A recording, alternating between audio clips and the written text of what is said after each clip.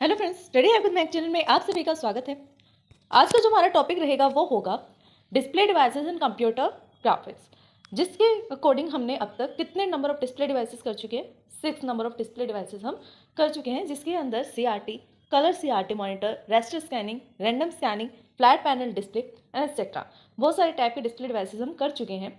तो आज का जो डिस्प्ले डिवाइस का टॉपिक रहेगा वो होगा 7 type of display devices which is plasma panel display.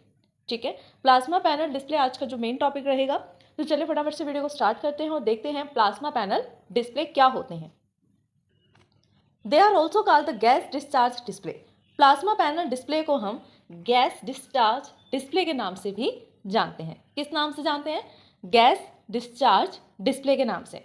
It also consist a small array of small lights and lights are fluorescent in the nature. देखिए, सबसे पहली बात कि इसको हम गैस डिस्चार्ज डिस्प्ले के नाम से जानते हैं and it consist of an array. इसके अंदर क्या होता है? एरे होता है। ठीक है, क्या कंसिस्ट करके रखता है? ये एरे को कंसिस्ट करता है और एरे के अंदर जो डेटा होगा वो क्या होगा? स्मॉल लाइट्स होंगी। ठीक है, क्या होंगी डेटा? Small lights. तो ये एक अगर इसको हम एक्सप्लेन करें तो कैसे कर सकते हैं कि ये कंसिस्ट करता है स्मॉल लाइट्स के एक एरे को। यानी कि इसके पास एक एरे है जिसके अंदर ये क्या करता है? कंसिस्ट करता है लाइट्स को, लाइट 1, लाइट 2, लाइट 3, लाइट 4, इस तरह। तो यहाँ पर जो टाइप रहेगा एरे का वो लाइट रहेगा।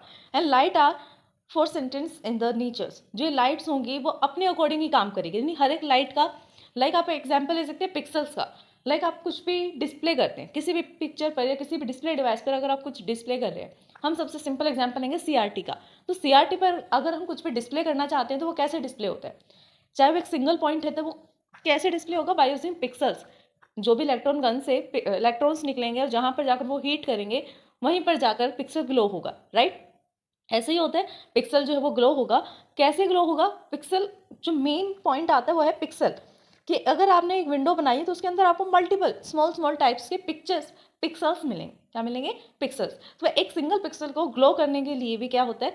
इंडिपेंडेंटली वो ग्लो करते हैं, यानी कि जहाँ पर जिस भी एरिया पर जाकर हीट करेगा इलेक्ट्रॉन गन, वहीं से वो स्टार्ट हो जाएगा, वहीं पर वो जो पिक्सल है वही ग्लो करेगा। ऐसे यहाँ पर लाइट्स हैं, लाइट्स भी इंडिपेंडेंटली ग्लो करती हैं। आपको पता है कि आपका फर्स्ट पिक्सल ग्लो कर रहा है तो आपको ये नहीं पता ना कि लास्ट पिक्सल ग्लो करेगा या नहीं करेगा, क्योंकि वो सब इंडिपेंडेंट है, किसी के ऊपर डिपेंड नहीं करते कि फर्स्ट ग्लो हो रहा है तो ही सेकंड ग्लो होगा। नहीं, हो सकता है कि फर्स्ट पर कोई पिक्चर ना हो, सेकंड पर कुछ डेटा स्टोरेज है इसलिए वो पिक्सल ग्लो हो रहा है, ऐसा हो सकता है। तो वैसे ही लाइट के केस में भी होगा। तो essential components of plasma panel display are. Plasma panel display के अंदर सबसे इसेंशियल, सबसे इंपॉर्टेंट कौन से ऐसे कंपोनेंट्स हैं जो इसके अंदर यूज किए जाते हैं वो देखते हैं हम। सबसे फर्स्ट कंपोनेंट यहाँ पर आता है कैथोड। क्या आता है? कैथोड। कैथोड क्या है? It consist of fine wires. इसके अंदर कैथोड में क्या होता है? फाइन वायर्स होती हैं, यानी कि बहुत पतली, बहुत थिन वायर्स होती हैं, बहुत छोटी वायर्स होती हैं जो आपस में कनेक्टेड होती हैं। कैथोड में थिन वायर्स होती हैं, फाइन वायर्स होती हैं जो आपस में कनेक्टेड है, और उनका काम क्या है? Deliver negative voltage to the gas cell. ये सबसे इंपॉर्टेंट पॉइंट है कि कैथोड का काम क्या है। देखिए, आपको पता है कि वायर्स पे काम करता है, वायर्स कनेक्टेड होती हैं आपस में, हर एक वायर का अलग काम होता है। तो हम यहाँ पे कैथोड की बात करें तो कैथोड का यहाँ पर क्या काम है? ये डिलीवर करता है नेगेटिव वोल्टेज को। क्या कर रहा है? डिलीवर कर रहा है नेगेटिव वोल्टेज किसके पास? गैस सेल के पास। गैस सेल को नेगेटिव वोल्टेज पास कर रहा है and the voltage release along with the negative axis. तो जो ये वोल्टेज रिलीज होगा वो नेगेटिव एक्सेस में होगा। आपको पता है कि आप जब भी ग्राफ पे बनाते हैं मैथ्स में नॉर्मल, तो होता क्या है? वहाँ पे 4 एक्सेस होती हैं।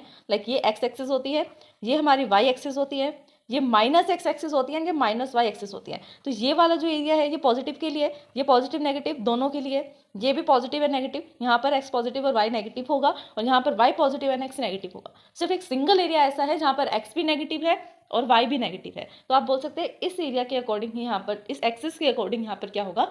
नेगेटिव एनर्जी जो है, नेगेटिव वोल्टेज है, वो रिलीज होगी, और रिलीज होगी किसके पास जाएगी? गैस सेल्स के पास। अब आता है नेक्स्ट वाला कंपोनेंट, दैट इज एनोड।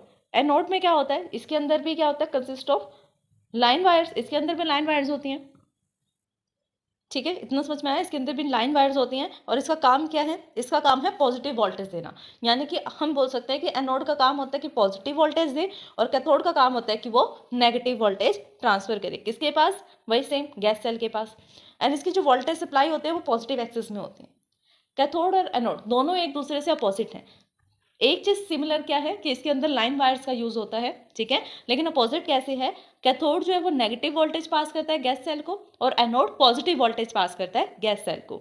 ठीक है, अब कैथोड का जो वोल्टेज है वो नेगेटिव है, वो नेगेटिव पास कर रहा है, तो वो किस एक्सिस पे पास करेगा? नेगेटिव पे। एनोड जो है वो पॉजिटिव वोल्टेज पास कर रहा है, इसलिए वो किस पे करेगा? पॉजिटिव एक्सिस पे।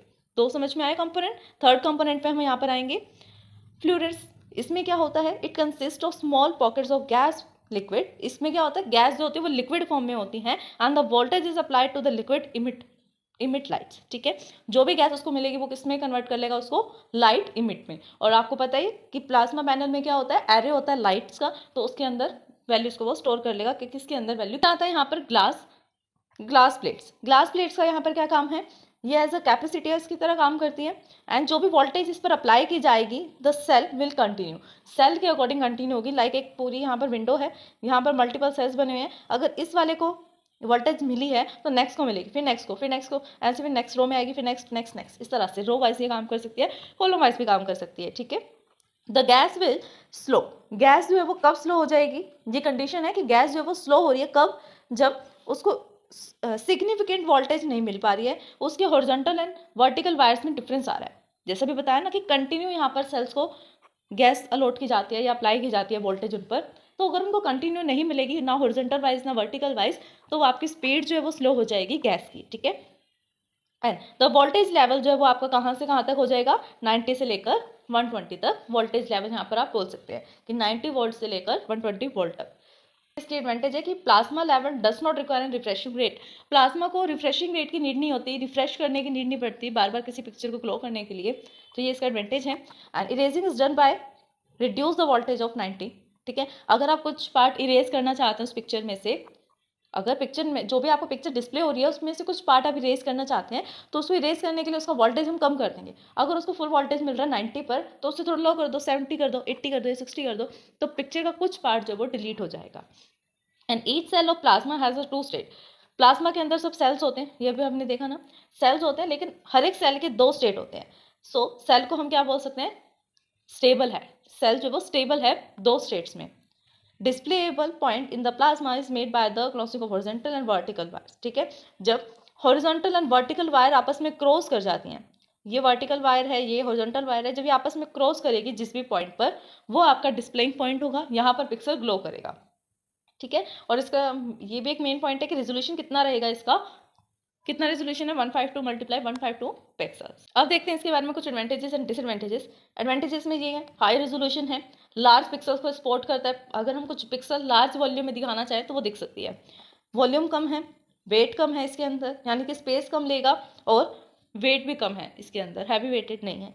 सबसे बड़ी बात, फ्लिकर फ्री डिस्प्ले है, फ्लिकर नहीं करेगा आपका डिस्प्ले, पिक्चर जो फ्लिकर नहीं होगी जब आप उसे देख रहे होंगे। लेकिन जब बात आती है डिसएडवांटेज की, तो उसमें बोल सकते हैं कि पुअर रेजोल्यूशन है, अगर बाकी इससे भी ज़्यादा कोई अच्छे डिस्प्ले डिवाइसेस से हम इसको कंपेयर करें जिसका रेजोल्यूशन और ज़्यादा हाई होगा, तो उसके अकॉर्डिंग इसका पुअर रेजोल्यूशन है। एंड वायरिंग रिक्वायरमेंट जो है इसमें एनोड एंड कैथोड के लिए बहुत ज़्यादा कॉम्प्लेक्स है, कहाँ पर जाकर पॉजिटिव वोल्टेज देना है, कहाँ पर जाकर नेगेटिव वोल्टेज देना है, कैसे देना है, उनकी वायर्स को सेटअप करना वो थोड़ा कॉम्प्लेक्स टास्क है। And it's addressing is also complex, इसकी एड्रेसिंग कर पाना वो भी बहुत ज़्यादा कॉम्प्लेक्स होता है। तो स्टूडेंट्स, सही था हमारा आज का टॉपिक, आज हमने डिस्कस किया plasma panel display. I hope कि टॉपिक आपको समझ में आया होगा। अगर फिर भी इस वीडियो को समझने में आपको कोई भी डाउट आता है देन आप हमें कमेंट कर सकते हैं। वीडियो पसंद आए देन लाइक शेयर सब्सक्राइब करना, कमेंट करना ना भूलें। आपने सब्सक्राइब कर दिया तो अपने फैमिली में अपने फ्रेंड से सब्सक्राइब करवा सकते हैं। Thanks for watching my video.